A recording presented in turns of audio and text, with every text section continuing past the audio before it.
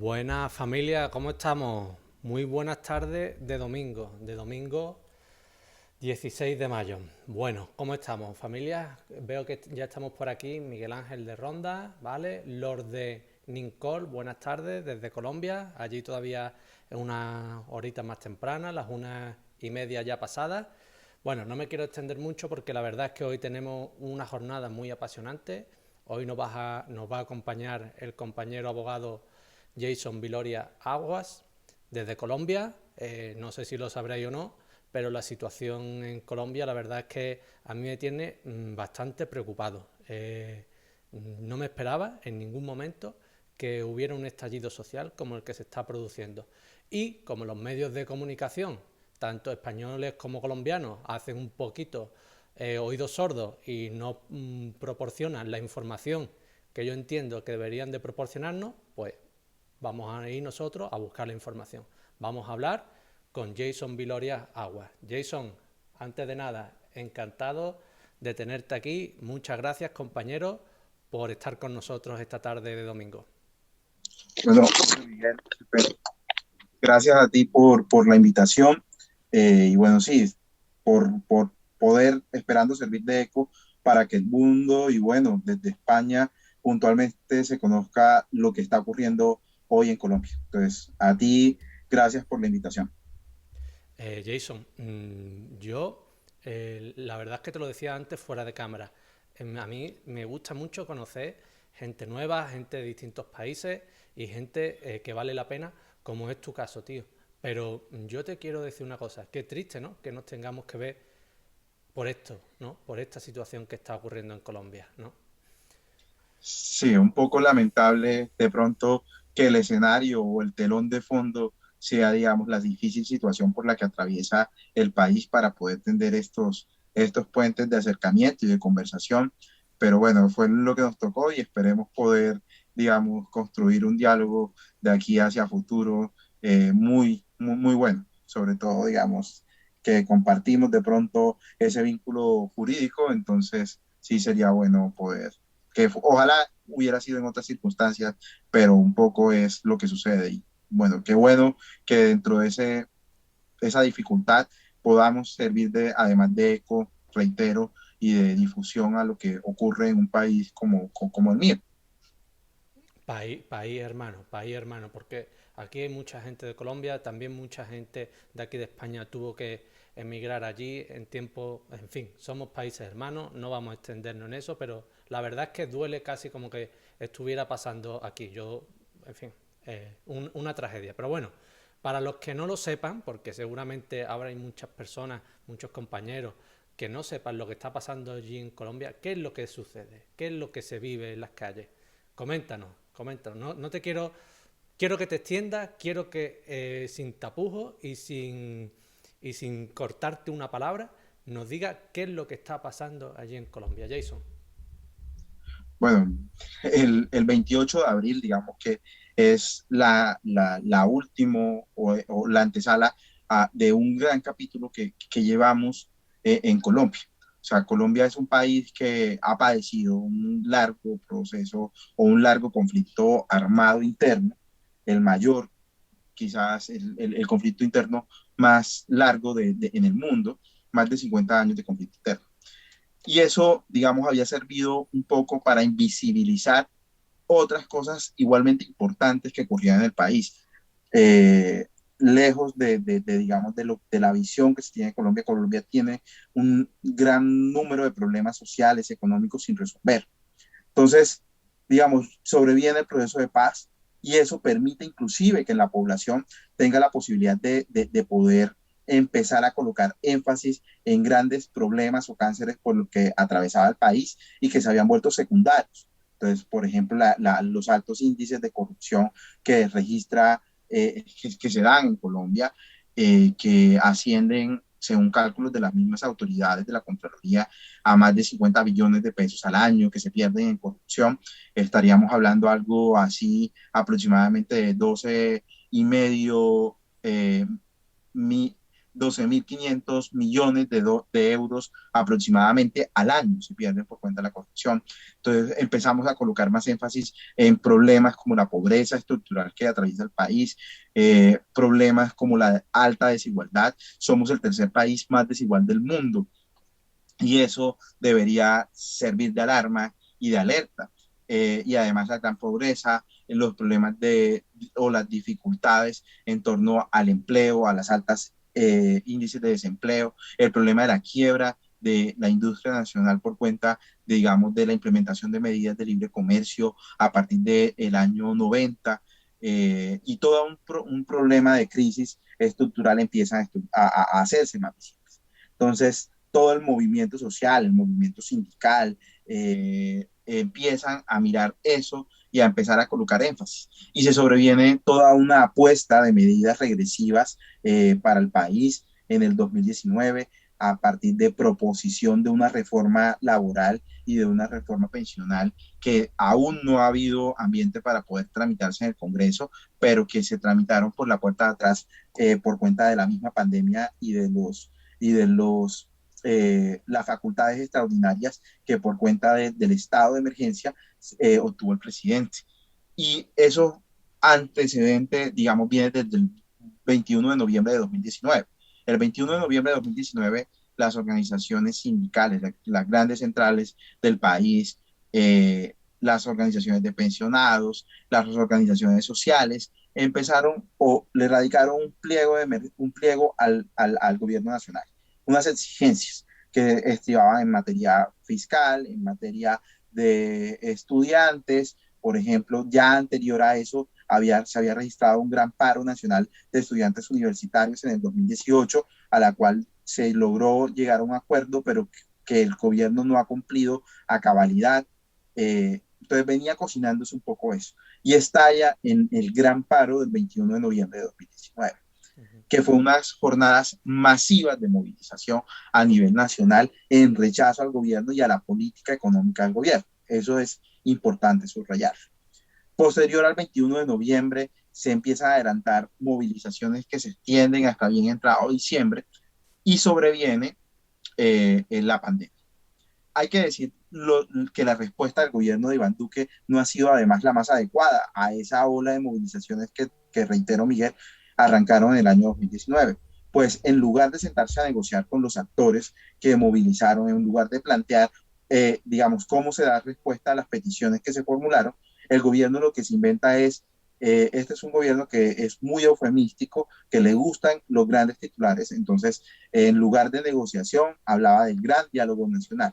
Y viene el gobierno a llamar a todos los actores del país, a los gremios económicos, a actores que no se estaban movilizando en la calle, que no eran los interlocutores de esa agenda de movilización, a conversar con ellos. Y pretendía a quienes dirigían las jornadas de movilización, en cabeza del Comité Nacional de Paro, darles el mismo tratamiento. Sobreviene la pandemia, es decir, y aquí hay que decirlo, no sabríamos, digamos, cuál habría sido el futuro de esto, no nos corresponde, digamos, hacer ejercicios de adivinación, pero muy seguramente el estallido social se hubiera anticipado de no haber sido por la pandemia social que ocurre en el país. Entonces, y en el mundo entero, nadie esperaba esta pandemia. Entonces sobreviene la pandemia, junto con la pandemia vienen medidas restrictivas importantes como los confinamientos masivos, pero confinamientos, digamos, en Europa sabemos que gran parte de los recursos y de las finanzas de los estados fueron destinadas a otorgarles rentas básicas o auxilios a los pequeños, medianos empresarios para poder sostener las nóminas en medio de esta crisis, situación o esta gran situación por la que atravesaba el mundo y que, reitero, nadie estaba preparado para ello. En Colombia, lo que se sucede es que se otorgan muy pocas ayudas y se abre una ventana de corrupción además. Entonces encontramos que entidades públicas o las entes territoriales mejor empiezan a otorgar mercados al inicio de la pandemia, pero mercados sobrevaluados. Entonces un mercado que podría costar, qué sé yo, 25 euros, para que te hagas la idea, se reporta en cuentas públicas en más o menos 20 euros. Es decir, las ayudas humanitarias no llegaron a la población. vemos un desfile de trapos rojos, la gente sacando banderas desde sus casas porque estaban pasando literalmente hambre. Entonces, las ayudas de parte del gobierno no llegaron en forma suficiente. A raíz de eso, hace un año ya, el mismo Comité Nacional de Paro dice, bueno, estos 113 puntos para resolver los problemas del país no son lo más pertinente, ubiquémonos bajo estos 6 puntos principales. Y estos 6 puntos principales se denominaron pliego de emergencia justamente por cuenta de la pandemia. ¿Y qué era lo que se pedía, Miguel? Lo que se pedía hace un año y que el gobierno no ha atendido y que apenas en escasos minutos deben estarse sentando a negociar justamente eso. Primero, intervención del Estado para asegurar la salubridad y su atención en medio de la pandemia. En Colombia tenemos una salud privatizada a través de unos terceros intermediarios que juegan al negocio de la salud, en donde le genera mayor rentabilidad en la medida que se nieguen servicios a los usuarios, a los ciudadanos.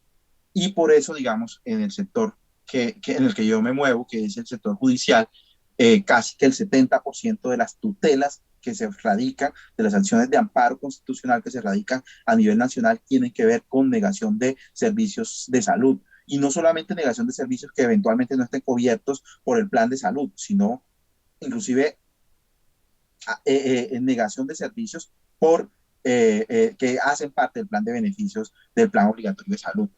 De ese nivel es el problema y por eso el Comité Nacional de Paro en su pliego de emergencia colocaba el énfasis en eso, que el gobierno invierta en salud, que el gobierno asegure la atención en salud. Colombia ha tenido un pésimo comportamiento en materia de pandemia porque no adecuamos, habíamos machitado el sistema público de salud, el número de unidades de cuidados intensivos no estaba capacitado para poder dar respuesta a esta emergencia que, reitero, sorprendió a todo el mundo. Pero cuando tenemos un sistema de salud marchito como el colombiano, altamente privatizado, las condiciones terminan en peores condiciones. En Colombia, muchos de los muertos que hemos registrado por cuenta de la pandemia murieron sin poder recibir atención en salud. Entonces, uno de los puntos del pliego de emergencia era eso. El segundo, renta básica para atender a la totalidad de la población pobre en Colombia. Un tercer elemento importante era defensa de la producción nacional y apoyo e incentivos a los pequeños, medianos empresarios. ¿Y a través de qué? A través de subsidios a la nómina. Otra petición que era establecer matrícula cero para los estudiantes universitarios de los estratos 1, 2 y 3, que es a quien peor le había ido. Protección a la mujer y a la diversidad sexual y derogatoria de los decretos de emergencia económica que ya había expedido el gobierno, amparados en la emergencia económica y en los cuales eso suplantaba al legislativo por cuenta de las facultades que temporalmente se le otorgaron, y en el cual se filtró un decreto altamente lesivo que veníamos oponiéndonos desde el Comité de Paro y de las organizaciones sindicales y las centrales obreras, porque encubre una reforma tributaria y pensional, que es el decreto 1174, que desmejora las condiciones laborales, abre la puerta para que haya contratación por horas en Colombia y que la cotización al sistema de seguridad social sea por hora, desprotegiéndolo frente a, por ejemplo, accidentes laborales o inclusive beneficios como el pago del salario mientras se encuentra la persona en condiciones de incapacidad. Entonces, toda esa situación de emergencia viene y está. El gobierno no lo atiende, pero además veníamos de una situación económica del país grave, aportes de una crisis económica que agrava la pandemia. Entonces, los subsidios que se otorga al gobierno empiezan a ser tercerizados. Entonces, los incentivos que se le otorgan o los créditos blandos que se le otorgan a las empresas no los hace el gobierno a través de entidades financieras directamente, sino que los coloca a circular en el mercado y en el sector financiero. Entonces, asegurándole una utilidad al sector financiero importante, porque ellos, por ese ejercicio de intermediación, van a generar rentabilidad y utilidades. Entonces, el apoyo a empresas también viene a ser intermediado por el sector financiero, pero además, los subsidios a la nómina, por ejemplo, que fueron de las pocas medidas que adoptó el gobierno nacional, terminan quedando en manos de gran parte de los empresarios que mayor músculo financiero podían tener para poder soportar la pandemia, dejando de lado a los pequeños y medianos empresarios, que son quienes en Colombia generan mayor empleo, pero además que habían sido abocados por una política de emprendimiento en el país que al final los terminó abandonando y que ha generado la quiebra de muchísimas empresas pequeñas y medianas en el país por cuenta de la pandemia. Entonces, por ejemplo, para resaltar una cosa, mientras el gobierno le cuesta meterse la mano para poder apoyar al pequeño y mediano empresario o inclusive generar la renta básica, se destina a poder salvar tradicionalmente a los bancos o generarle espacios de utilidad a los bancos. Entonces, en un año en el que a todo el mundo le fue muy mal, en términos generales, por cuenta de la pandemia, por cuenta del aislamiento, etcétera, y de las medidas de restricción, al sector financiero en Colombia le va muy bien. Y el sector financiero se gana 55 billones de pesos, fueron sus utilidades en el año 2020. Algo por debajo de las proyecciones y de los registradas en el año 2019, pero le va exageradamente bien. Mientras el saldo de la población colombiana es en números en rojo, mientras la pandemia nos llevó a tener 21 millones de pobres en Colombia. Y yo quiero dejar esto claro, porque de pronto hablar en términos muy genéricos de pobreza o pobres, y sobre todo digamos, con las diferencias que pueden existir entre España y Colombia, quedan muy genérico y no alcanza a dimensionarse. Miguel, en Colombia, bajo la metodología definida por el Departamento Nacional de Estadística, que es quien se encarga de medir eso, en Colombia es pobre quien solamente alcanza a recaudar o sus ingresos mensuales ascienden a la cifra de 312.000 pesos mal contados, algo así como 74 euros. Es decir, en Colombia quien su ingreso mensual es de 74 euros es pobre. Si gana 75 o 76 euros, ya empieza, ya no haces parte, ya no te encuentras dentro del umbral de pobreza. Y las cifras de la pandemia vienen a ser bastante alarmantes. ¿Por qué? Porque tenemos 21 millones de pobres, pero adicional a ese 21 millones de pobres, encontramos que 16 millones de personas no alcanzan a comer 3 comidas al día. 16 millones de personas. El 31,5% de la población no alcanza a comer, a ingerir 3 alimentos al día. Pero casi 600 mil millones solamente consumen un alimento al día. Y encontramos cerca de 350.000 personas que tienen que turnarse para comer. Es decir, si hoy como una comida, mañana no puedo comer. Esas son las cifras lamentables de económicas por las cuales está el país. Y eso es lo que inclusive se volvió muy famoso en TikTok, un video que se volvió viral en Colombia, a raíz de una chica que casi jugando uno preguntaba, ¿quién va a matar primero a los colombianos, Duque o el COVID-19? Entonces, la conclusión clara era que el gobierno nacional. Entonces, adicional a todos estos elementos de los que te vengo diciendo, viene el gobierno nacional y presenta una reforma tributaria que venía sugerida desde hace algún tiempo por la OCDE, ese club de países ricos al que Colombia ingresó, forzó su ingreso, y yo no sé si de pronto en los países de la OCDE tienen indicadores tan lamentables en términos económicos como los que yo acabo de expresar.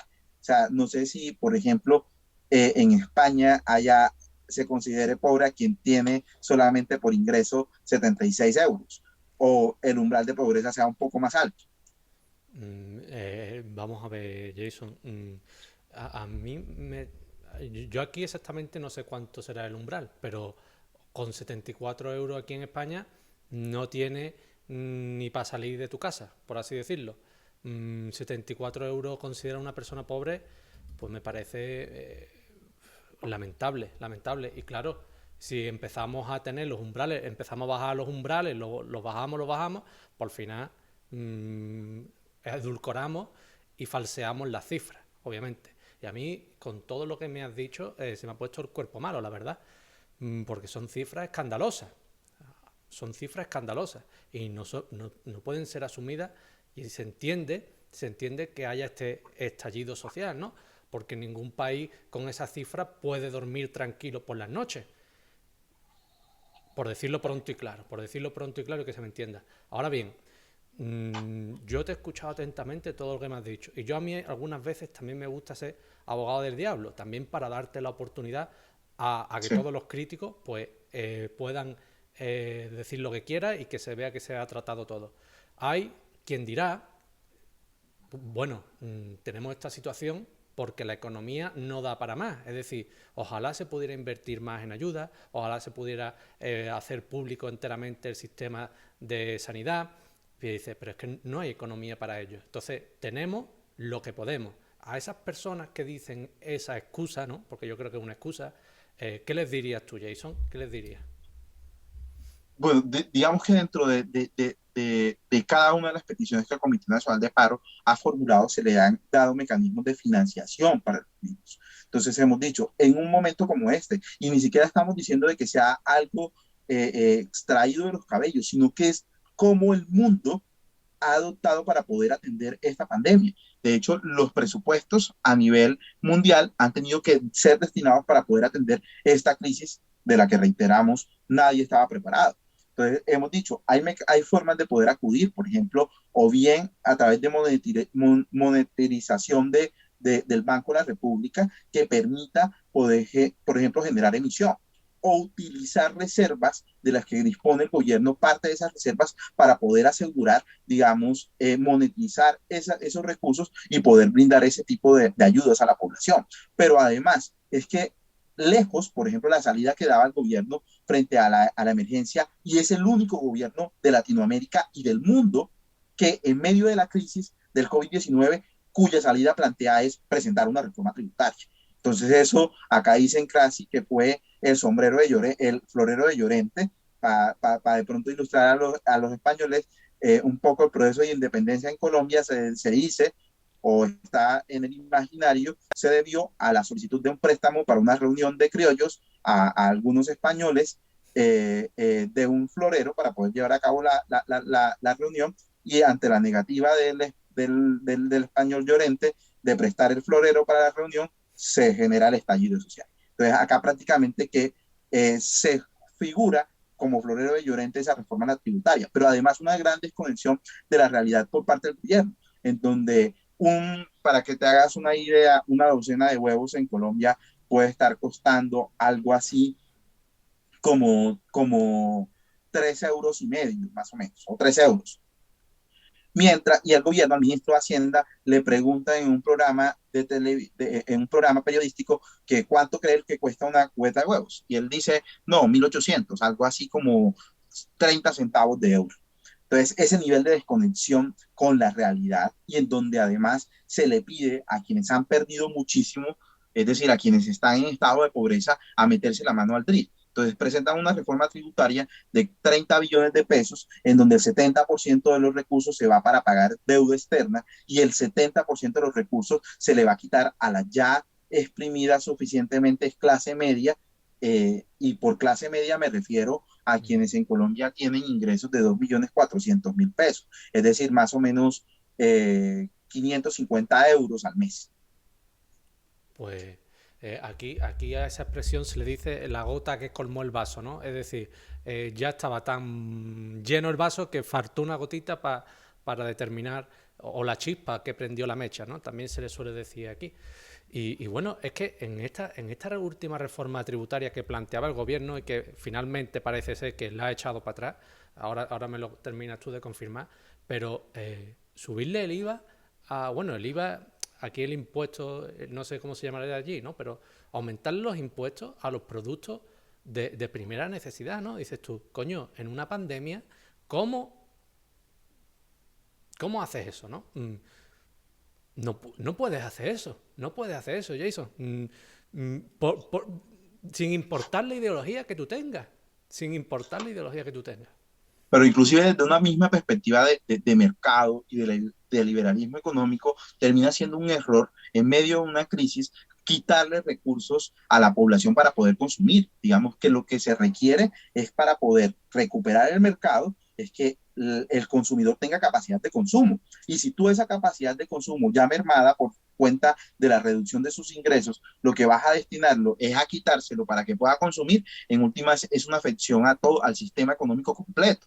Era un contrasentido que hasta los mismos gremios económicos rechazaron. En Colombia no había ningún tipo de ambiente para esa reforma tributaria y el gobierno casi que lo toma de orgullo y decide no retirarla y por el contrario, desafiar y radicar.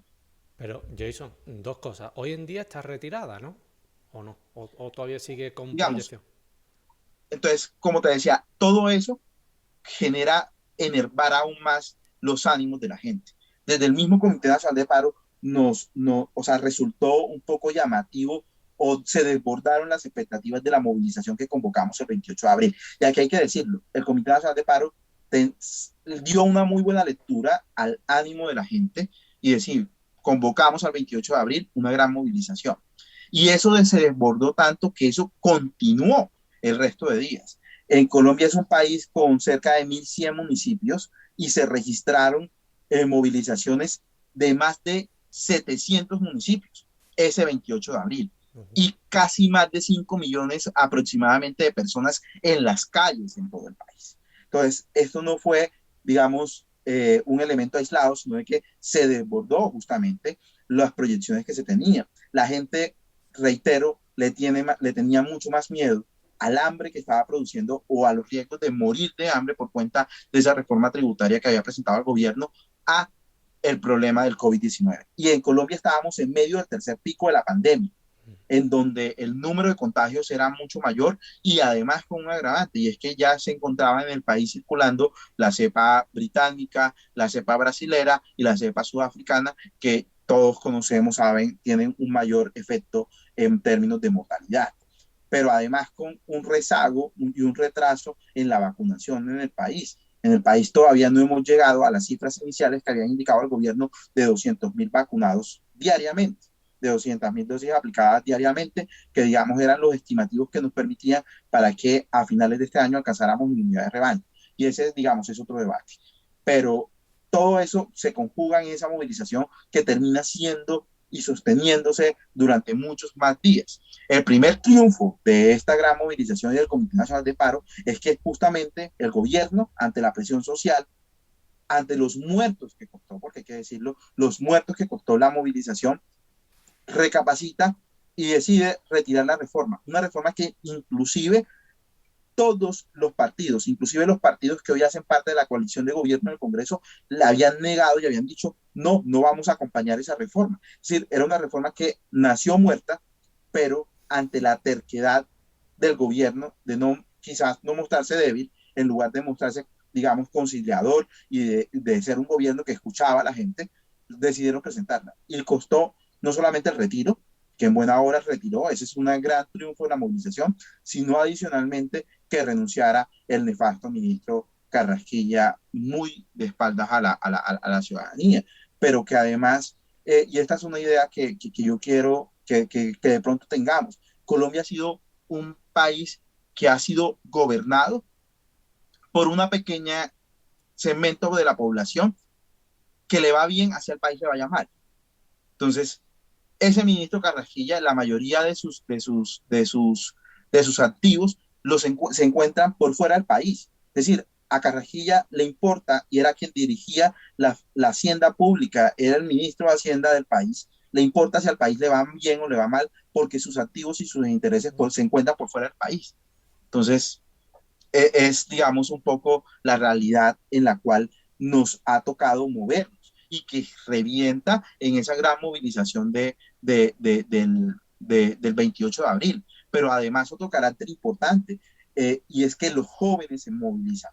En parte por ese dato que te daba de que 1 de cada 3 jóvenes en el país son ninis, no trabajan ni estudian y no lo hacen por mera liberalidad o por no querer, sino porque la sociedad no le ha dado condiciones para poder hacerlo. Digamos, las tarifas en Colombia, la informalidad, y por informalidad contabilizamos al señor que nos limpia los parabrisas en el semáforo, a la persona que tiene que montarse en el servicio público de transporte con un radio con una grabadora a cantar cualquier cosa y pedir monedas y contabilizamos en la informalidad a quien además vende dulces en las esquinas, es de el 49%, casi el 50% de la población ocupada la registramos como informal. ¿Y Ujú. por qué? Porque ese mismo departamento de estadística que mide, que da todas estas mediciones de pobreza, que nos dice que son pobres quienes tienen ingresos de 74 euros o menos, es el mismo que dice, bueno, si usted está desempleado y lleva 6 meses desempleado, ya yo no lo voy a contabilizar como desempleado, sino como informal. ¿Por qué? Porque como en esos 6 meses usted no se murió de hambre, sigue existiendo, yo presumo que usted obtuvo su ingreso de alguna forma. Entonces, Colombia es un país cuya economía está soportada 50% casi en un desempleo encubierto, que es ese escenario de informalidad. Pero además, las cifras de desempleo en jóvenes es muy alarmante. Entonces, encontramos que el desempleo juvenil en Colombia es del 22,5%, pero con un agravante mayor, y es que el 30,2% de las mujeres jóvenes se encuentran en desempleo. Es decir, que en Colombia es mucho más duro ser mujer y ser joven. Y eso es lo que explica que esas movilizaciones hoy estén tan nutridas, sobre todo por los jóvenes, porque la sociedad no les ha proveído unas condiciones de vida y su futuro es cada vez más desalentado. Pues yo desde aquí felicito a todo ese ímpetu juvenil en búsqueda de su futuro y en búsqueda de una mejor y mayor prosperidad. La verdad es que el futuro hay que ganárselo, no te lo van a regalar. Y la verdad es que es triste las cifras que tú comentas que hay aquí en España. También está mal el tema para los jóvenes y el empleo, pero bueno, las cifras que tú me acabas de comentar son alarmantes y todo más teniendo en cuenta que las estadísticas obviamente están también adulteradas, ¿no? Entonces, pues la verdad es que me deja un poquito desangelado. Pero yo te quería preguntar, Jason, ¿por qué crees tú que desde el gobierno de Iván Duque se propuso esta reforma? Si no era favorecedora de una mejor economía, porque, como has comentado, no va en consonancia con el liberalismo, en épocas de crisis aumentar los precios de los productos básicos. ¿Por qué motivo tenía para iniciar esta reforma? Yo no sé si tú lo sabrás o no, o te imaginas, pero algún motivo tendría que tener, ¿no? Porque Aquí hay que decir, bueno, tú me preguntabas antes, y esto es importante decirlo, hay un déficit fiscal, y el déficit fiscal oscila más o menos en cerca de 16 billones de pesos, pero además hay otros gastos por cuenta de la pandemia que, digamos, había que nivelar las finanzas públicas. Por eso se hablaba de casi 30 billones de pesos que se requerían.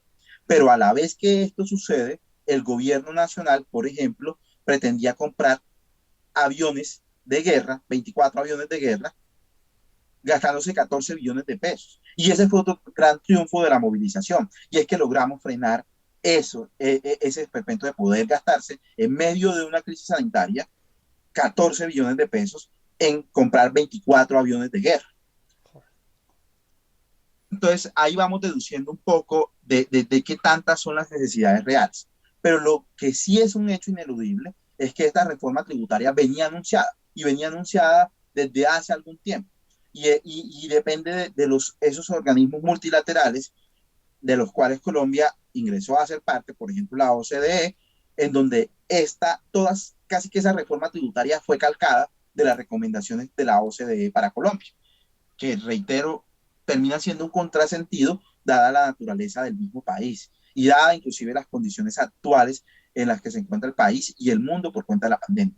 Entonces, el gobierno, en lugar de atender a la población, y esto yo creo que hay que decirlo con todos los énfasis, sin temor a equivocarnos, en lugar de pensar en su población, piensa primero en los intereses foráneos, en los intereses extranjeros y en los intereses que le imponen los organismos de poder multilateral, que ahora para Colombia casi que toda su política termina siendo diseñada por esos organismos multilaterales en cabeza de la OCDE. Aquí hay un debate muy importante sobre eso, y es que esa medida, en lugar de favorecer o, digamos, llevar, ahí hay un contrasentido en la denominación misma de lo que es la Organización para la Cooperación del Desarrollo Económico, que pues se supone que es un país, es un club de países ricos cuyas buenas prácticas se intentan replicar, pero acá difícilmente, hay que decirlo, con las recomendaciones de la OCDE pudiéramos llegar a salir de los problemas de pobreza que tiene el país. Era una reforma del hambre, como bien la catalogó el Comité Nacional de Paro, y que iba a empobrecer mucho más a la gente. Entonces, eso también hay que tenerlo claro de cara a esto y llamarlo por su nombre. Eso era responderle a la OCDE todas las recomendaciones que en materia de política fiscal había hecho el gobierno. Y es un poco necesario, inclusive muchos heterodoxos, muchos de los economistas ortodoxos en el país, inclusive, han hecho llamado a poder hacer un viraje hacia otros modelos, hacia otros sistemas, porque claramente el que tenemos nos ha traído de crisis en crisis y nos ha resuelto. Entonces, otro inconveniente que traía es la noción que en la medida que tú le otorgas a una empresa incentivos tributarios, vas a generar empleo. En Colombia, bueno, yo entre muchas de las labores que tengo, he sido docente del área de derecho tributario durante varios años. Y durante el tiempo que me desempeñé, esas son áreas que no son de mucho gusto en Colombia. ¿Por qué? Porque en Colombia cada año y medio, cada 2 años estamos teniendo reformas tributarias. Entonces hay que actualizarse casi que constantemente. Y uno lo que encuentra es que nuestro sistema tributario le otorga muchísimos incentivos al gran capital, al sector financiero, por ejemplo, mientras que gravamos cada vez más las rentas de trabajo. Entonces, un debate para abrirlo. Por ejemplo, en Colombia es mucho mejor ser rentista de capital porque pago una tasa de renta del 10% hoy, mientras que si soy asalariado y mis ingresos provienen de rentas de trabajo, pero son muy altas, es decir, yo tengo un muy buen salario, pero vendo mi fuerza de trabajo para obtener mi ingreso, tengo que pagar tarifas del 35% o el 33%, mientras el sector financiero tiene una tasa de tributación efectiva de menos del 10%. Pues, Entonces, allí se abre un pulso importante frente a la caracterización de quienes deben pagar o de quienes están en mejores condiciones de hacerlo. Y por eso registramos que en un año en el que a todo el resto de la economía le fue muy mal, al sector financiero le fue bien. 55 billones de utilidades. pues Jason, dicho queda, dicho queda. Esperemos que le quede poco, ¿no?, a este gobierno. Creo que las elecciones eran el año que viene, ¿no?, en 2022. Sí, las Y elecciones son el próximo año. las elecciones son el próximo año. Y esperemos que pasen a otras cosas, pasen a otras cosas. Yo te quería comentar, Jason, todos los problemas económicos que tú mencionabas y que sufre Colombia dieron lugar a estas manifestaciones de abril, ¿no? Que después hubo más del 28 de abril, ¿no? Creo recordar que se ha comentado el 28 de abril. ¿Y cómo han Sí, sido, cómo se han desarrollado estas manifestaciones? Porque las pocas noticias que nosotros teníamos eran, bueno, pues mucha gente y muerte, y heridos, y abusos. Entonces, tú que estás ahí, quiero que a todos los espectadores que nos están viendo nos comentes cómo son estas manifestaciones, cómo los colombianos os manifestáis y obviamente también cómo sois represaliados, según mi entender. Esto es una valoración mía. Ya me la confirmarás tú o no, pero sí, bueno, nosotros, el Comité Nacional de Paro, ha convocado a movilizaciones y ha caracterizado la movilización en un espectro muy claro. Y es que deben ser movilizaciones masivas, pacíficas y creativas. En un país con los antecedentes de violencia como el nuestro, digamos, la violencia no tenemos claro de que no nos va a dar, no va a ser la vía o la salida para resolver la gran crisis social que atraviesa el país y económica además. Entonces, las convocatorias han sido masivas, pacíficas y creativas.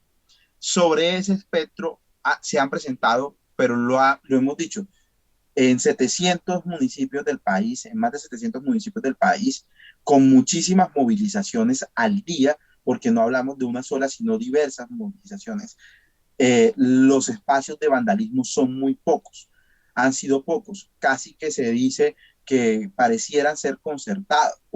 Y hay un manto de duda de quienes hacen, digamos, el registro audiovisual de esto, de que hay gran parte de infiltraciones por parte de la fuerza pública. Al general de la policía le tocó reconocer cuando manifestantes evidenciaron que eran policías cambiándose de civil, siendo transportados en un camión.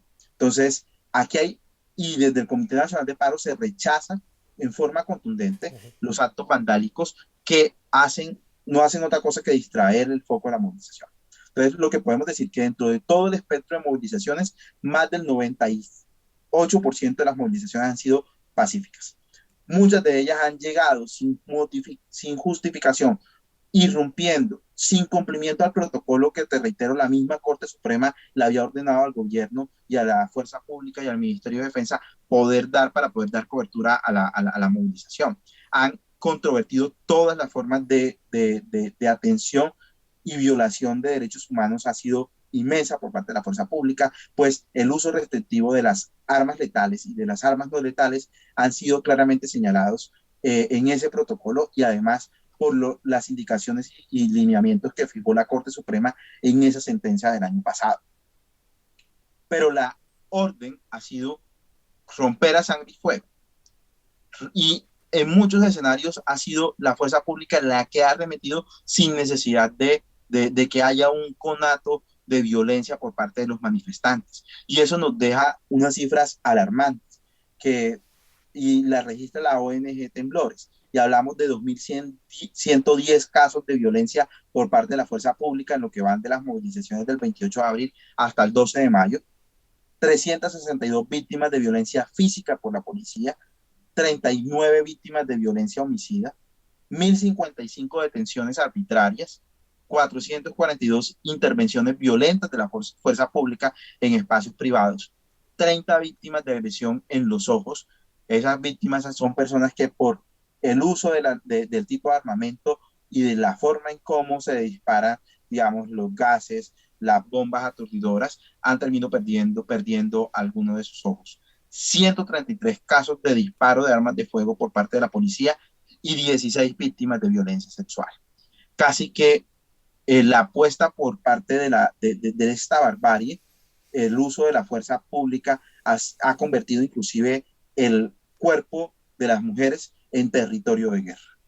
Y eso es algo que lamentamos y que rechazamos, tanto como rechazamos también los actos de vandalismo que, reiteramos, no conducen, solo conducen a que el espectro el foco se fije en esos pocos elementos de vandalismo que desde la misma organización del paro hemos rechazado y hemos sido contundentes en rechazar. La violencia viniere de donde viniere, tanto de la fuerza pública como de actos que se salen, digamos, de los parámetros de la movilización pacífica, masiva y creativa, como te había dicho antes. Pues Jason, si te digo la verdad, me has puesto el cuerpo malo, como se suele decir aquí en España, ¿no? No sé, para mí eso es inconcebible. Para mí que eso pase en un país es completa y absolutamente inconcebible. Yo no me puedo imaginar aquí en España, de una manera tan clara y tan evidente, que los encargados de proteger a los ciudadanos les disparen, abusen sexualmente de ellos, cometan las atrocidades en el grado que tú acabas de comentar. Para mí eso es...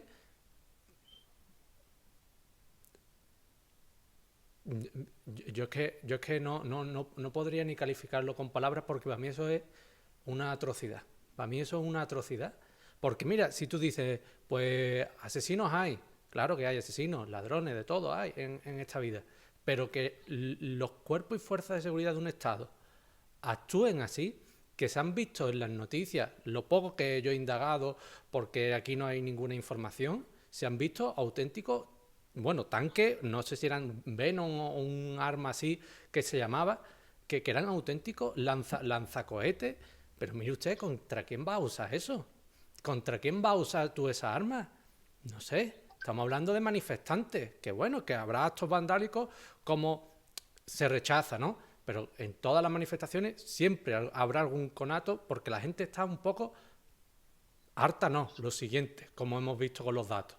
Pero mire usted que los policías, yo no me explico, Jason, a mí me ha dejado el cuerpo cortado y cuando yo veo también algunas noticias esporádicas que me meto a buscar, como el caso de esta mujer que se suicidó y no sé cómo acabará, pero seguramente acabará en papel mojado todo, ¿no? Y ahí no se depurarán responsabilidades y corramos un tupido velo, como se dice aquí también, y no, aquí no ha pasado nada. Para mí esas cosas son esperpénticas y que sean lo normal, es decir, que tú, que sepas, madre o padre, que sepas que tu hijo joven o hija joven van a salir a manifestarse y que veremos a ver si vienen y que veremos a ver cómo vienen. Para mí eso, no,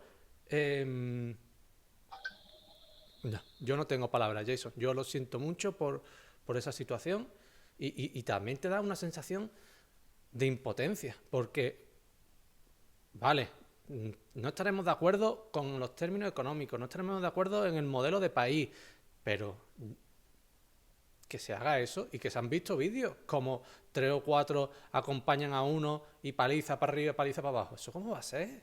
¿Eso cómo va a ser? Yo eso, de verdad, Jason, a mí me ha dejado el cuerpo cortado con los datos que ha ofrecido de la agresividad, la brutalidad. No sé. Yo no sé, quiero que me digas algo para que yo no lo vea tan negro todo, porque la verdad es que tengo el cuerpo cortado ahora mismo. Dime algún rayo de esperanza que nos quede, tío, con respecto a este De tema. hecho, de hecho, por eso gran parte de fuerzas democráticas del país venimos impulsando y exigiendo de que se requiera una reforma importante a la policía. Digamos, la policía, inclusive constitucionalmente definida, es un cuerpo civil y así sucede en el mundo. Sin embargo, en Colombia, a raíz justamente de toda la violencia que hemos padecido, eso se desnaturalizó un poco y pasó a ser un cuerpo militar y adscrito al Ministerio de Defensa. Por eso muchos sectores estamos defendiendo o indicando de que se requiere una reforma importante a la Policía Nacional. Pero además, porque es que no se trata de casos aislados, de policías o militares que se salen de la línea de mando, sino de que todo parece ser indicativo de que es una línea de mando. La forma en cómo se debe arremeter en contra de la manifestación. Y casi que lo que está haciendo el gobierno o ha hecho el gobierno es declarar o criminalizar un ejercicio de un derecho constitucional como lo es la protesta. Y vemos que no existen garantías para la manifestación pacífica, inclusive por parte de la institucionalidad. Vemos a un fiscal, que nosotros lo hemos denominado así, como un fiscal de bolsillo, por cuanto proviene de la entraña del presidente. Fueron amigos durante todos sus estudios universitarios. Y vemos a un fiscal controvirtiendo inclusive lo que constitucionalmente está llamado a decir, y es amenazar a los manifestantes transportadores que tienen bloqueos afuera de las ciudades, diciendo de que si no desbloquean, él va a ir y va a quitarles y va a aplicarles un proceso de extinción de dominio de los camiones que disponen, controvirtiendo inclusive los postulados constitucionales y legales que le impiden eso. Pero además vemos a un defensor del pueblo también diciendo que están de acuerdo con el proceder de las fuerzas militares en medio de la barbarie que ha ocurrido en su accionar frente a las manifestaciones. Entonces, hay pocas garantías para eso y muy seguramente lo que hace la Procuraduría, por ejemplo, que también hoy la Procuradora es la que es ministra de Justicia del gobierno. Es decir, los entes de control en Colombia que deberían o sirven para poder, digamos, generarle contrapesos al gobierno y controlar el ejercicio del poder público, hoy son cooptados por parte del mismo gobierno, porque tienen representantes que estuvieron vinculados al gobierno. Entonces, hay muy pocas garantías para el ejercicio democrático, pero además se presentan situaciones. Yo vivo en una ciudad, en la cuarta principal ciudad de Colombia, que es Barranquilla, en el Caribe colombiano, y presentamos hechos tan lamentables como que a quienes desde el ejercicio académico, es decir, docentes universitarios, a quienes desde el periodismo independiente y a quienes desde el liderazgo social o inclusive, como es el caso de una gran amiga a la que conozco hace muchos años y me ha acompañado en muchas cosas y logra, por ejemplo, derrotar por vía jurídica al gobierno municipal, al gobierno territorial, y vemos todos esos críticos de las autoridades locales. Le salen un panfleto llamando a vandalizar sus casas porque a juicio de quien profiere ese panfleto son quienes están dañando la ciudad, aun cuando estamos, lo que hacen en su ejercicio es poder hacer un llamado crítico sobre las situaciones que ocurren. En ese nivel de pocas garantías para el ejercicio democrático está el país. Entonces, ciertamente el llamado o la solución, por ejemplo, frente a todos estos atropellos que reiteramos, no son nuevos y que la justicia ya ha hecho exigencias a través de esa sentencia del doctor Tolosa de la Corte Suprema de Justicia de la que te hablé hace un año, es que se tiene que reestructurar completamente el aparato de la policía y que salga del Ministerio de Defensa para poder darle un carácter menos militarista a su función y a su ejercicio. Y además que tenga un componente de garantía de los derechos humanos grande, porque lo que hemos visto es una barbarie en su forma de accionar en estos últimos 3 semanas de movilizaciones que ha tenido el país. Y Jason, ¿alguna esperanza o algo, tío? No sé. Ahora, lo que hay que decir que aquí tampoco la pelea es contra la policía. Aquí la pelea, y digamos, yo lo decía al inicio, la movilización no es un fin en sí mismo. Estamos apegados a un pliego, a unas peticiones.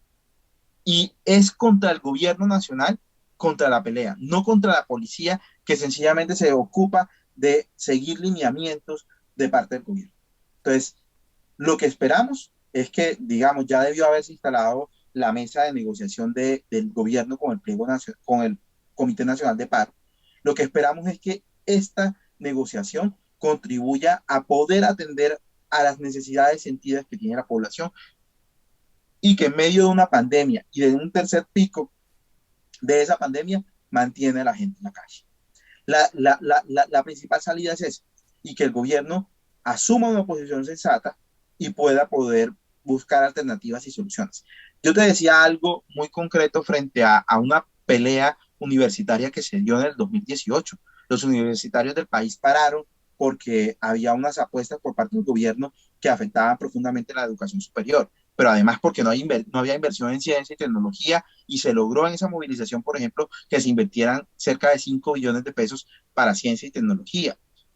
Pero además había una petición a la que el gobierno se había negado absolutamente y era matrícula cero para los estudiantes por lo menos de estatus 1, 2 y 3 en las universidades y en la educación pública superior del país. El gobierno se había negado. Sin embargo, luego de todas estas remetidas, para poder brindar garantías o hacer concesiones y consideraciones, admitió y salió públicamente a decir que iban a otorgar, por lo menos para el próximo semestre, matrícula cero para eso. O sea, una petición que viene desde muchos años atrás y que en el 2018 se volvió a ratificar, pero inclusive viene del año 2012 en una gran movilización eh, que frenó un proyecto de reforma a la educación superior en Colombia. Es decir, son peticiones que vienen de muchos años y que sí hay forma de poder atenderlas. El Comité de Paro ya ha dicho de dónde se pueden financiar esto, pero sobre todo cómo lograr que el Estado llegue a poblaciones en las que no hay. En Colombia, más de 1 millón de personas no tienen acceso a energía eléctrica en pleno siglo XX. O sea, esto no es, de pronto yo voy a seguir afectándote el estómago, Miguel, y te voy a seguir dejando el cuerpo malo, pero son las cifras, y son las cifras que el mundo requiere conocer de lo que sucede en Colombia. Y hay en pleno siglo XXI más de 1 millón de colombianos que no tienen acceso a energía eléctrica en forma continua. Yo, Jason, vamos a ver. Estoy de acuerdo contigo que las órdenes las dan los de arriba, ¿no? Yo eso estoy de acuerdo contigo. Pero el que dispara el gatillo es una persona. El que abusa es una persona. Por más órdenes que se tengan. Y yo sé que esto no es muy ortodoxo decirlo, pero yo es que soy sincero en todo lo que digo. Yo puedo entender eso de las órdenes que tú comentabas y si son órdenes, pero una orden inconstitucional, como hay muchas veces que la son, como las que se están produciendo contra los manifestantes, no se cumple. Según tengo yo tampoco me gusta generalizar, Jason, porque cada persona tiene sus condiciones. A lo mejor ese militar o ese policía pues tiene su familia detrás, sus niños, y depende del salario todos los días para comer y demás. Yo todas esas cosas las entiendo. Y en un país que estás necesitado y que no tienes alternativas, pues tal. Pero yo qué sé, tío, tampoco me parece a mí una excusa. No está señalando a todos, pero está señalando a los que lo hacen. Y no es excusa, desde mi punto de vista, estar cumpliendo órdenes. Y después, yo me alegro que muchos reclamos se estén consiguiendo, como el tema de los universitarios, que hace alusión. Pero bueno, yo lo que te quería comentar también a raíz de todo esto es: el gobierno se ha sentado ya a hablar con vosotros, con el comité, o todavía, yo es que no lo sé, porque no dicen nada en las televisiones. Entonces, ¿se ha sentado ya o está esperando yo qué sé, a 5 meses más de movilizaciones? Bueno, el lunes pasado citó el gobierno al comité de paro a la Casa de Nariño y acudieron. Y a la salida, lo que el comité de paro rechazó fue que lo volvieran a meter en el mismo escenario de hace 2 años, del 21 de noviembre de 2019, es decir, de un gran diálogo nacional y no de negociación. Esa posición marcó un hito importante, y es que hoy el gobierno aceptó condiciones de sentarse a negociar. Digamos, planteó inclusive lo de la matrícula cero para estatus 1, 2 y 3, y hoy a las 2 de la tarde se instaló una mesa no de concertación ni de diálogo, una mesa de negociación sobre los puntos del pliego de emergencia. Entonces, digamos, hay un avance considerable en esos términos. En esos términos. Eh, y bueno, y lo importante además que yo quiero resaltar, y es que necesitamos, se ha abierto parcialmente un debate sobre la representatividad del comité de paro, pero lo que necesitamos es que la gente empiece a organizarse, porque ciertamente otro elemento que está dentro del ejercicio de las movilizaciones es que ha habido muchas iniciativas ciudadanas no organizadas. Y lo que vale, importa, y lo que se requiere además es que la gente se movilice, pero se movilice en forma organizada, que permita canalizar inclusive cuáles son las peticiones de la población, cuáles son las aspiraciones, y buscar los mecanismos y los conductos para poder hacer conquistas frente al gobierno. Yo esperaría que el gobierno asuma una posición coherente y mantenga ese escenario de diálogo, que es la única salida que podemos tener. Entonces, yo esperaría eso, Miguel, de que hoy ya debe ir media hora de instalada ese acercamiento de parte del gobierno con el Comité Nacional de Paro. ¿Qué se ha dicho de parte del Comité Nacional de Paro? Nosotros tenemos programada otra gran movilización para el próximo miércoles 19 de mayo, y es que vamos a negociar y vamos a seguir movilizándonos. Porque lo cierto es que este es un gobierno, además, al que resulta difícil creer. Hace unos años también hubo una gran movilización en una ciudad de los principales puertos de Colombia, que es Buenaventura, que a pesar de ser Buenaventura por donde ingresa casi todo o gran parte de lo que ingresa al país, y por donde sale gran parte de lo que sale del país en términos económicos, es un puerto donde abunda la pobreza y las condiciones de miseria son bastante grandes. Y el gobierno llegó a unos acuerdos con Buenaventura y hasta ahora no los ha cumplido. Y el gobierno suele firmar acuerdos y no los cumple. Por colocarte un ejemplo, digamos, del ejercicio gremial, el gobierno firmó con nosotros, con los sectores, con el sector judicial y las organizaciones sindicales del sector judicial, a acordar la reforma a la justicia en forma concertada. Y el gobierno presenta un proyecto sin siquiera llevarnos a decir, ustedes están de acuerdo o no.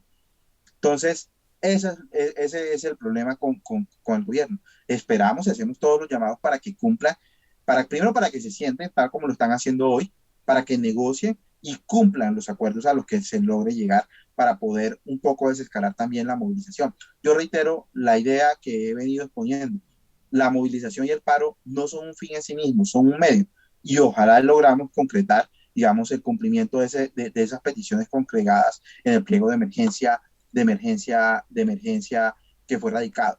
Y, digamos, señalar una expresión muy importante frente a todos estos actos barbáricos, frente a los agentes de policía que lo cumplen. La Corte Constitucional Colombiana desde el año 96 ha fijado de que la disciplina castrense tiene sus límites y los límites en el cumplimiento de una orden están dados por lo que constitucionalmente resulta admisible. Luego, entonces, no puedo, por ejemplo, seguir una orden de disparar indiscriminadamente a civiles. Evidentemente, frente a esos casos, exigimos de que las autoridades y la justicia opere y genere sanciones ejemplificantes, pero se requiere un cambio sustancial dentro del funcionamiento de toda la institución y además una respuesta al gobierno, porque es que no han sido los militares y la fuerza pública la que ha actuado porque a bien se le dio a actuar en esa forma. Eso trae una cadena de mando que también supone generar una modificación. Y yo quisiera dejar una reflexión que, digamos, muy bien resume la actitud de quienes nos movilizamos desde el Comité de Paro. Y es que ante su represión, nuestra movilización pacífica y masiva. Ante su autoritarismo, nuestro respaldo a la democracia. Ante su miedo, nuestra esperanza. Ante su odio, nuestra dignidad. Ante sus políticas contrarias a las mayorías de Colombia, nuestro paro nacional de nuestro paro nacional. Y ante la barbarie, resistencia. Pues es una frase, un eslogan, unas palabras muy bonitas. Yo, Jason, vaya a tener que tener mucha resistencia en esas negociaciones porque después, como tú bien has dicho, pasa lo de siempre, ¿no? No se cumplen los acuerdos, te desmovilizan, que aunque no sea el fin en sí mismo las movilizaciones, es músculo y es lo que obliga al gobierno en sí a sentarse a negociar. Y lo que hace es eso, muchas veces se llegan a acuerdos, te desmovilizan al músculo que tiene, a lo que le ha forzado a sentarte a negociar y después no se cumplen los acuerdos. Entonces vaya a tener que estar muy unidos el comité, muy centrado, saber muy bien lo que hacéis, porque delante tenéis a los que tienen todas las de ganar. Y contra eso solamente se puede ir si verdaderamente se está unido y sabiendo bien lo que se hace. Porque, bueno, podríamos extendernos mucho, pero mucha resistencia, ¿no? Como has acabado diciendo tú, Jason. También me gustaría comentarte, compañero, el tema. Yo, desde España, veo la situación allí, o incluso colombianos de Colombia, de que estáis allí, y a lo mejor tienen miedo a manifestarse o hoy no hay manifestación. ¿Cómo podemos ayudar, no? Porque muchas veces estamos en nuestras casas, en nuestros lugares donde vivimos y estamos dándole vuelta, ¿no? ¿Cómo podría yo ayudar a los compañeros, a los conciudadanos que se están jugando el tipo, ¿no? Porque yo lo he visto en muchos grupos de Facebook y de más redes sociales, de Twitter también, ¿no? Donde hay colombianos extendidos por todo el mundo. Por desgracia habéis tenido que emigrar mucho y quieren ayudar, pero ¿cómo se canaliza este intento de ayuda? ¿Dónde pueden dirigirse? ¿Qué podemos hacer también nosotros? De hecho, se han registrado a nivel internacional muchísimas jornadas de movilización también en España, en Alemania, en Australia, y justamente es esa forma también de hacerlo. O inclusive en este escenario que hoy habíamos tenido para poder hacer. Necesitamos, y ese mensaje de SOS por Colombia, yo creo que ha hecho mucho eco a nivel internacional. Sin duda los medios de comunicación no nos van a colocar los reflectores, eso lo tenemos claro, pero sí necesitamos aumentar esa red de difusión en forma clara, clave para poder, digamos, asegurar que este mensaje no se pierda y que el mundo coloque sus ojos en Colombia. Y yo creo de que ha sido tan clave eso, que inclusive a nivel internacional, la ONU, la Corte Interamericana de Derechos Humanos ha pedido la anuencia en Colombia para poder justamente verificar lo que está sucediendo en el país. O inclusive en el Congreso de Estados Unidos, en la Cámara de Representantes, se ha pedido inclusive el retiro de los apoyos al gobierno colombiano. Y eso yo creo que es clave. Entonces, hay mecanismos que hoy nos permitan poder visibilizar lo que está ocurriendo en Colombia y las salidas a esto. Por lo pronto, eh, eh, eh, hay un gran despertar de parte de la población en Colombia. Y eso es para resaltar, que muy seguramente deberá conducirse. Acá decimos, digamos, es necesario pasar de la indignación a la dignación. Y eso comprende múltiples escenarios. Poder generar esa transformación que requiere Colombia.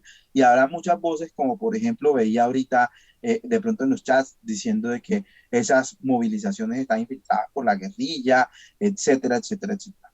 Hoy, en Colombia, que es un país de derechas, gobernado por la derecha, sería difícil poder decir que esos más de 5 millones de colombianos que están agolpados en las calles son de izquierda o son guerrilleros. Mucho me temo de que se equivoca quien piense así.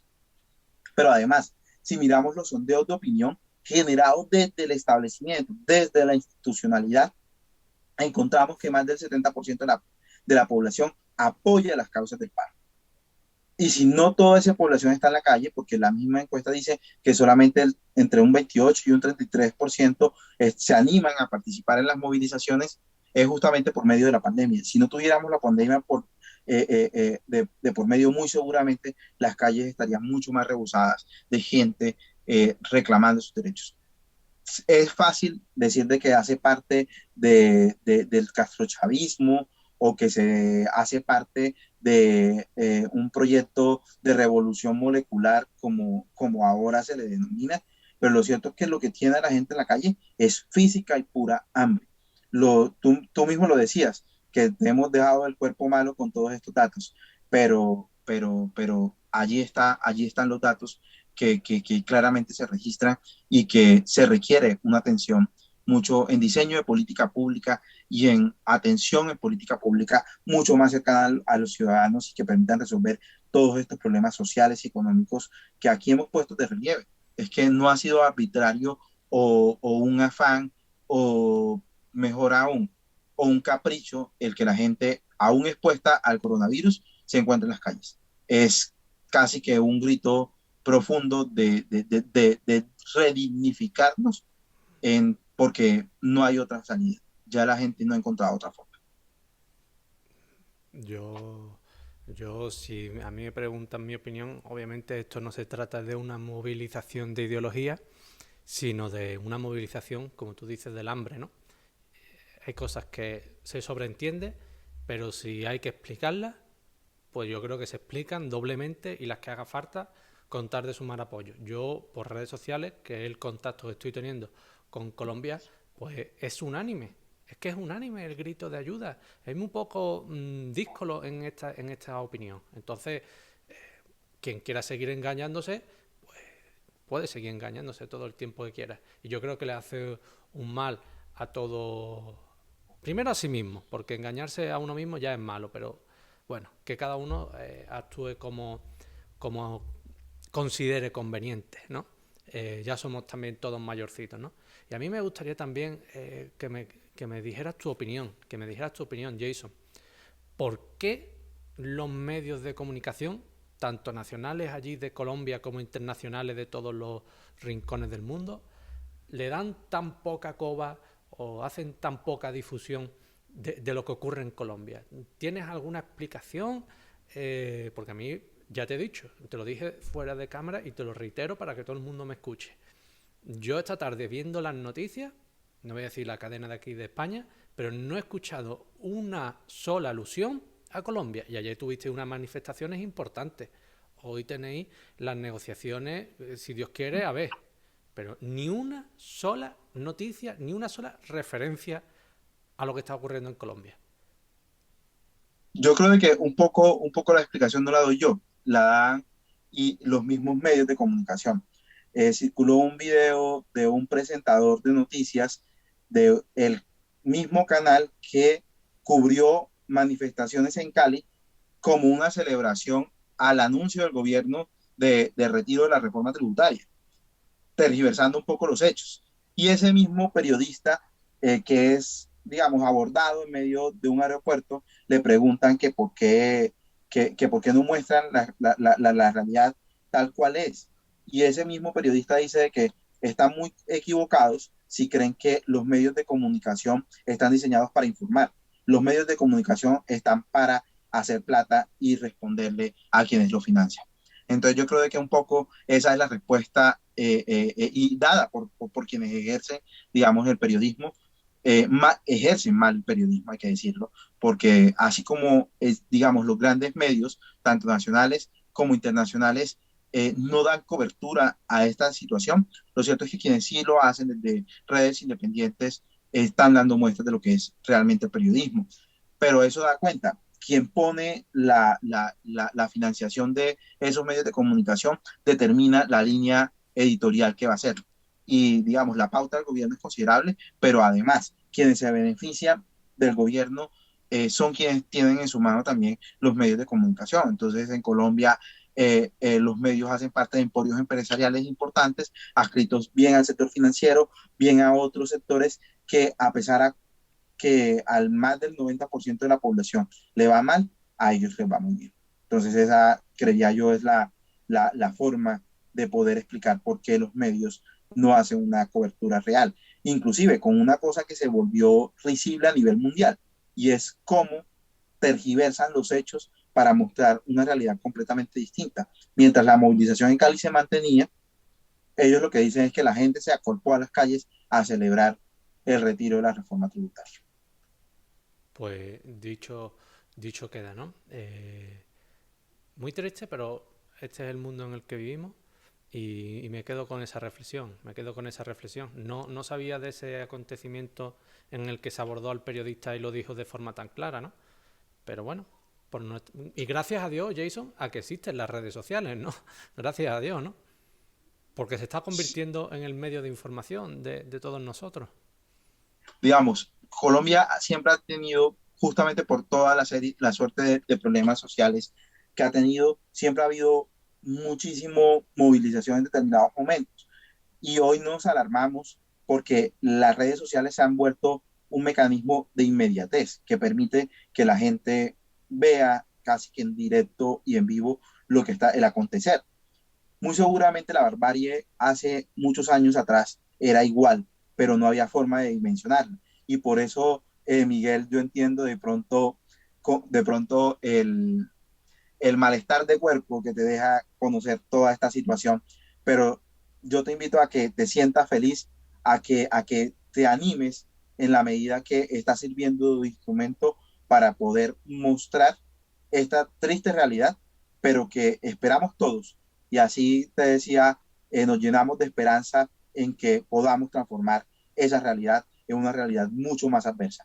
Y a mí me alegra mucho ver, por ejemplo, expresiones de cultura, ver cómo la gente desde lo cultural empieza a dar muestras de cómo debe ser la transformación. Y digamos, estamos preparando la jornada de movilización del 19 de mayo del próximo miércoles y esperamos que sea un carnaval de arte, un carnaval de alegría para celebrar además que el gobierno entra un poco en sensatez y se sienta a negociar con el gobierno. Y de pronto que esos ritmos tan caribeños, tan folclóricos que han servido de muestra de Colombia en el mundo, sirvan a su vez como para regocijarnos en estas conquistas que ya hemos tenido y en cómo ojalá la negociación conduzca a condiciones para una transformación de Colombia, de esa triste realidad colombiana.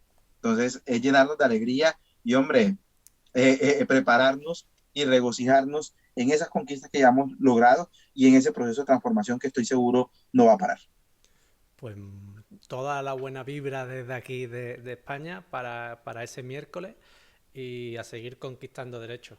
Yo, para terminar, me gustaría que me comentaras, ¿no? ¿Cuál es tu pronóstico, si se puede llamar pronóstico, tu visión de cómo acabará todo este proceso social, todas estas movilizaciones? ¿Qué es lo que ocurrirá? ¿Qué es lo que tú crees que pasará? Bueno, yo creo que esto va a depender mucho, mucho del gobierno, pero yo espero que este despertar de la sociedad colombiana conduzca a un cambio democrático, que es el que requiere Colombia. conduzca a un mejor diseño de nuestras instituciones que atienda en mejor forma a la población. Muy seguramente, y ya tú lo habías advertido hace un momento, no va a depender solamente de este escenario de diálogo o de estas jornadas de movilización, sino que va a ser importante, digamos, las elecciones que se avecinen el próximo año. Y sin que el paro sea un instrumento electoral, porque eso hay que dejarlo claro, esto es un movimiento social de mucha gente del país, sí conduzca y le permita a la gente a clarificar cuáles son los escenarios de debate y discusión. Acá, por ejemplo, se tiene una discusión frente a que el Congreso es muy grande o que los salarios del Congreso son muy grandes. Y entonces, mientras en Colombia se considera rico a quien tiene 75 euros de ingreso mensual, o por lo menos no se encuentra dentro de la pobreza, tenemos al Congreso ganándose, qué sé yo, aproximadamente 8.000 euros, 8.500 euros mensuales. Entonces, eso genera algún grado de repulsión, pero tenemos que entender que la reducción por sí sola del Congreso no va a ser la salida al país.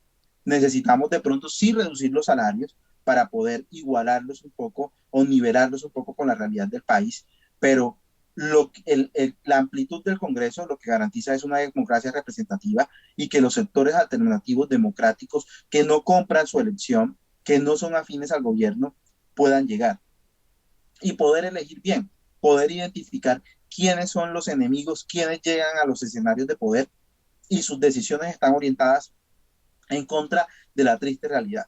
Esto yo creo que debe contribuir y con eso ya hemos ganado mucho a que la gente empiece a entender que la triste realidad que vive en su día a día no se debe a la maldición con la que nació o al destino fortuito y culpable que le corresponde hacer, sino que depende de decisiones públicas de quienes detentan el poder y que la única forma para poder generar cambios ciertos es cambiando a quienes detentan ese ejercicio público del poder.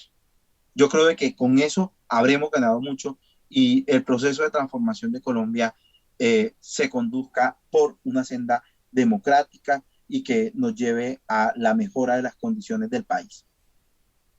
Yo os deseo mucha suerte en este proceso que está llevando a cabo. No sé si constituyente, si se llevará finalmente una nueva reforma amplia de la Constitución, tanto para poder decir que es constituyente, no sé. Yo creo que vendría bien, vendría bien.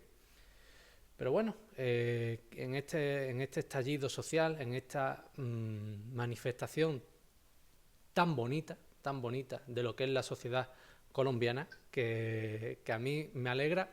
A ver, no me alegra lo que lo ha provocado, me alegra ver que en definitiva estáis tan unidos, que os apoyáis tanto, incluso en la distancia, seguís manteniendo el sentimiento tan fuerte por el país. Me alegra verlo, me alegra verlo. Os deseo de verdad toda la suerte del mundo desde aquí. También os digo, bueno, lo sabréis, es una obviedad, ¿no? Pero aunque no os queráis identificar con ningún signo político, muchos llamarán a vuestra puerta, tanto de un lado como de otro, porque eso siempre funciona así. Así que toda mi fuerza en que os mantengáis fuertes en vuestro sentimiento, en vuestro compromiso con la sociedad colombiana. Y desde aquí, desde un rincón también de España, toda la buena vibra que se pueda desear, os las deseo yo a vosotros, al Comité del Paro y Nacional, y desde aquí todo mi sentimiento. Te quería decir, Jason, que tiene a todos los espectadores, no sé los que somos, pero tiene a todos los espectadores para decirles las palabras con las que quieras despedir para mí, lo digo de todo corazón, maravilloso directo. Con el cuerpo malo, pero yo he disfrutado mucho con todo lo que nos has trasladado, porque es conocimiento, y conocer cómo está la situación en otros rincones del mundo, aunque duela, enriquece. Así que, Jason, tienes para decir, y muchas gracias también, compañeros, muchas gracias, muchas gracias. Yo te conocí casi de casualidad y fíjate por dónde, yo creo en el destino y fíjate por dónde. Me alegro muchísimo de que estés hoy aquí con nosotros y te lo agradezco enormemente. Te lo agradezco, no sabes tú cuánto, porque hoy yo creo que yo y muchos de los que estamos aquí nos hemos llevado una enseñanza de lucha, una enseñanza de vivir. Y yo te lo agradezco de todo corazón porque los directos como estos son por los que de verdad quieres estar delante de una cámara, de verdad quieres alzar la voz contra las injusticias. Así que no me entretengo yo más, te dejo para que eh, nos despidas y muchas gracias, Jason, muchas gracias y mucha suerte. No, no, Miguel, agradecimientos a ti por facilitar, digamos, este espacio de encuentro y dejar una idea muy clara, y es que hay una ciudadanía activa mundial. No solamente sucede en Colombia, hay una ciudadanía activa mundial con una apuesta por salvarnos a todos. Y hay temas transversales como, por ejemplo, el cambio climático, al que nos afecta a todos. O sea, es rescatar un poco el mundo, porque necesitamos un mundo en el que todos podamos compartir. Y sin duda, estos elementos de resistencia o estos ejemplos de resistencia, hoy, por ejemplo, desde Colombia, lo que nos dan fuerza es para poder dar una luz de esperanza de que el mundo puede ser un mundo mejor para todos, y que haciendo, digamos, toda esta juntanza, toda esta relación, podemos lanzarle un mundo de esperanza al mundo, un mensaje de esperanza al mundo, de que podemos transformarlo y de que un mundo mejor para todos y para todas es posible. Yo creo que me despediría con ese mensaje, inclusive intentando mejorarte ese malestar de cuerpo con el que te hemos dado. Que puede que sucedan muchas cosas malas, pero todo esto debe servir para poder transformar y servir a transformar un poco el mundo, y decirle al mundo, reitero, que hay esperanza y que podemos construir un mundo mejor, y que la salida es esta: utilizar estas redes sociales como un mecanismo de salvación para el mundo entero.